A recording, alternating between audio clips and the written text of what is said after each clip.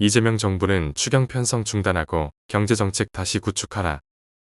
추가 경정 예산 편성을 주장하며 막대한 재정을 풀겠다는 정부의 결정은 위기 대응이 아니라 위기관리 실패를 스스로 자백하는 것과 다름없다.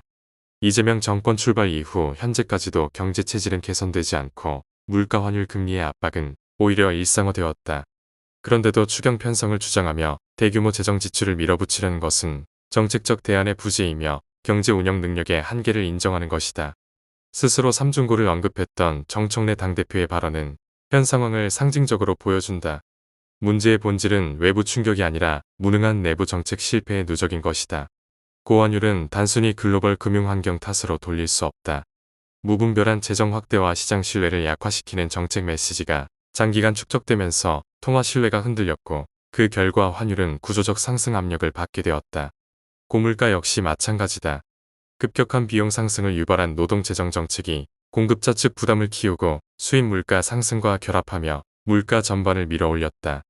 이런 상황에서 다시 수십조 원의 재정을 투입하려는 것은 불에 기름을 붓는 행위에 가깝다.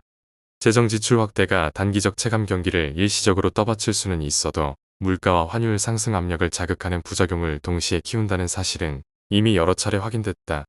그럼에도 같은 처방을 반복하는 것은 실험이 아니라 집착이다. 지금 필요한 것은 돈을 더 쓰는 정부가 아니라 잘못된 정책 방향을 바꾸는 정부다. 재정 지출로 모든 문제를 해결할 수 있다는 발상은 경제정책이 아니라 정치적 편의주의에 가깝다.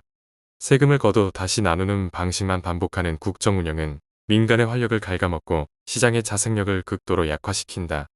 상속 증여세 등 과도한 세 부담으로 묶여있는 민간 자본이 시장에서 순환하도록 제도를 정비하고 기업과 노동이 함께 지속 가능성을 확보할 수 있는 구조개혁이 병행되어야 한다. 그러나 정부는 구조개혁의 고통을 회피하고 재정 지출이라는 손쉬운 수단에 의존하려 하고 있다. 이것이야말로 책임 회피다. 더불어 노동 정책 역시 냉정하게 재검토되어야 한다. 생산성과 괴리된 비용 상승은 기업 경쟁력을 악화시키고 결국 고용 위축과 물가 상승이라는 부메랑으로 돌아온다. 시장의 가격 신호를 인정하지 않고 인위적 개입을 반복하는 정책은 단기적 만족을 줄 수 있을지 몰라도 장기적 비용은 훨씬 많이 든다.